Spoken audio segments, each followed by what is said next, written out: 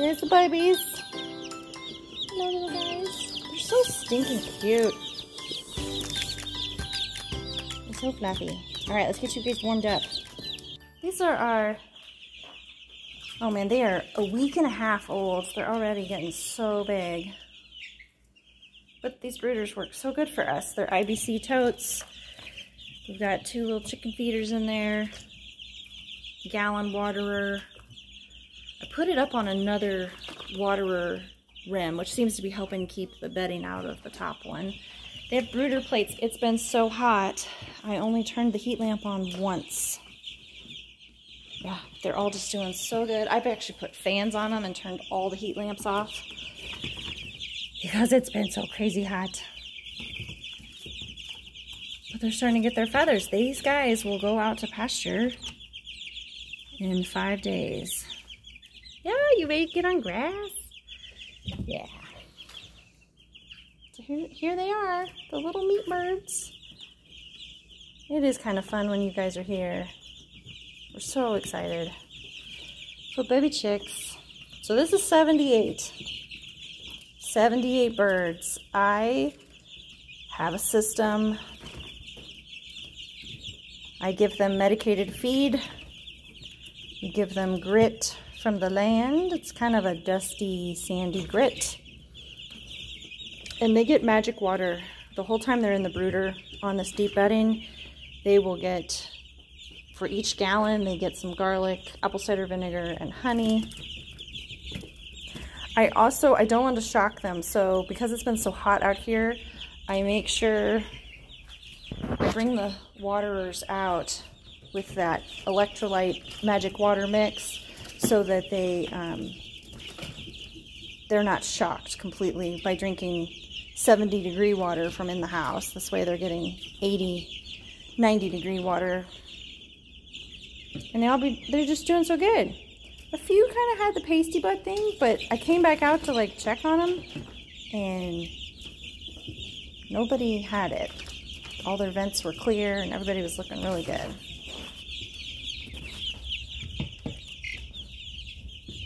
Hello. Hello, babies. There's always one guy in the bunch that's like kind of a thug and wants to check things out and make sure that they're the big dog. So here's our new chicken concept tractor. We've ordered lift wheels. So they come down and latch, which I'm not very good at yet. But that raises it up so that we can move the tractor around. So on each side. We've put hardware cloth around it. It's got a door so we can actually get inside these tractors. That was the main drawback of the PVC tractor. We have bell waterers and a PVC pipe trough that we can raise and lower. And we are getting more shade cloth, tarps, to try to protect them just a little bit more. But so far, this tractor is super lightweight, easy to move, and we're loving it. So we're building 2 of them this year. Each one will house 75 birds. We'll see how they do. We built the frame on the bottom to hold the wheels. This was a kit for a greenhouse. Yeah. So, there's our cobbled together chicken tractor, new design. Hopefully it'll last a lot longer than the previous tractors. I'm very excited about this and how lightweight it is. I will leave links below. Nice. Okay, so we're getting 78 birds onto pasture today. Sit.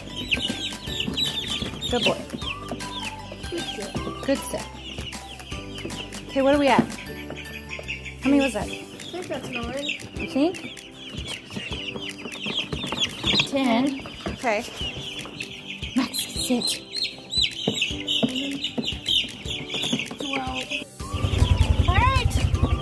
Turns out we have 79 meat birds. We're going to pasture.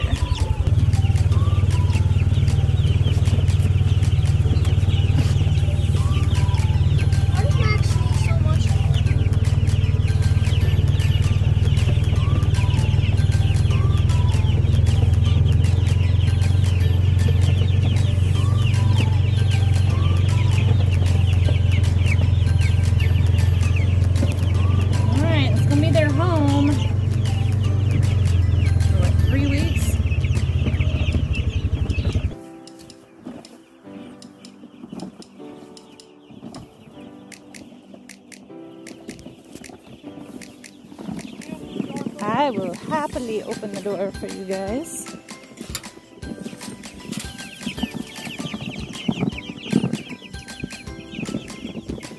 Alright, so they got water. We'll have to... You can just gently dump it. Gently. Okay.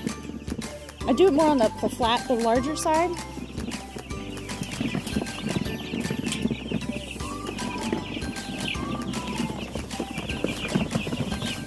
Chickens!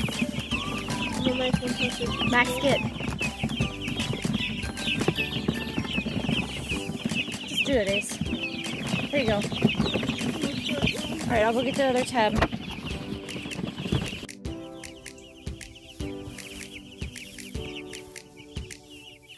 Want my shoe? Not really. No, I'm talking to the chickens. Because I keep eating my shoe. Alright, this is our new chicken tractor setup. Hopefully we set it up right. It should hold about 75 birds. We've got new waterers that we're very excited about. Hopefully they'll stay nice and clean. We can keep them topped up, the bucket's outside. Hi, Max. Oh, he's so cute. And so we got the trough that we can adjust. Just big changes. You making sure none get out, Max? Yeah. Oh man, what a good day for you chickens, huh? Way better than that brooder. Yeah. There's one I can run around so I can meet the other brooder. Oh yeah, they just made a bunch more friends. There's like 30.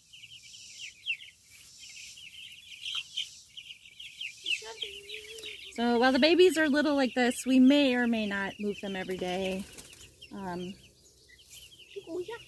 We'll just kind of keep a look on the grass, see what their impact is. But when they're so tiny, it's...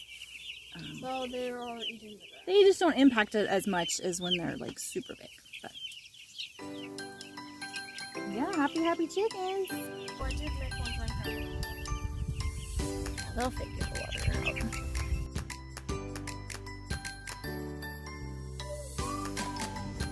So I got the call today, baby chicks. So we have 78-ish meat birds that survived out in the tractor last night.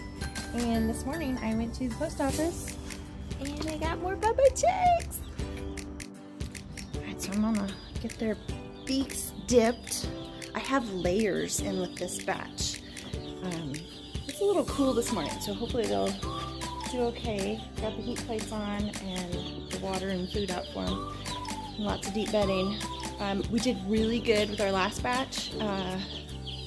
No brooder dust, but last night, actually yesterday when we put them out on pasture, there was one or two that were not doing great. I'm not real sure if they made it last night, but we'll go check those guys out. But no brooder dust with the magic water and the deep bedding, and keep an eye on the temperature. So if they clap, this is number 7. Hello, number 7. And then I dip their beak in the water, and they sit there and guzzle. And I do that 78, 80 times, over and over and over again. Okay. That is 30 in there. So our hatchery is so great. They gave us 3 extra meat birds. So we have 78 baby meat birds, and we have 17 of our layers. I ordered 15. They gave us one extra of 2 breeds. I'm not real sure which breeds. They're baby brown birds. I can't. They're all healthy. They're all doing good. I dipped all their beaks. Everybody's milling about. I just have the heat plates on them because of the other babies. We'll go look at them in just a minute.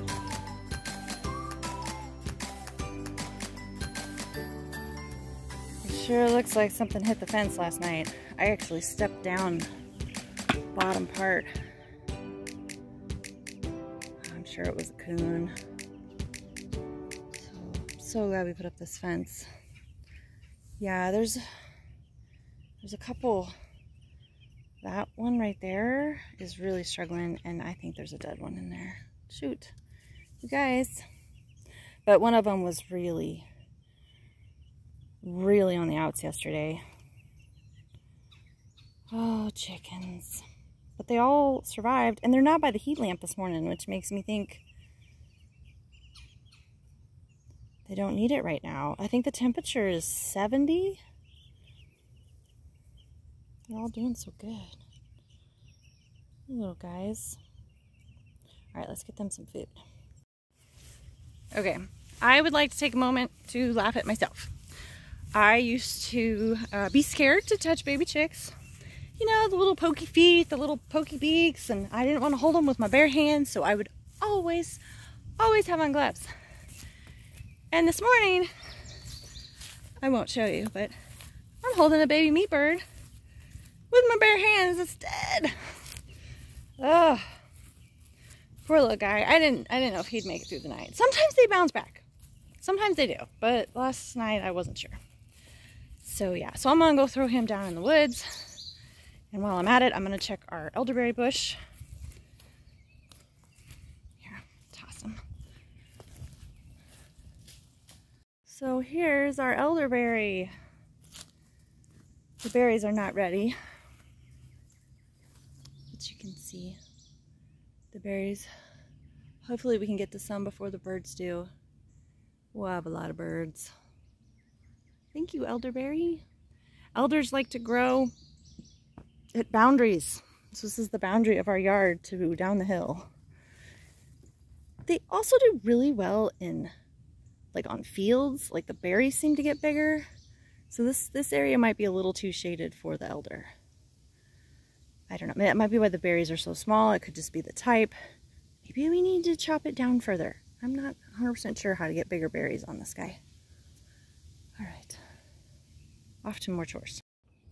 You're my good boy. Who's the good boy?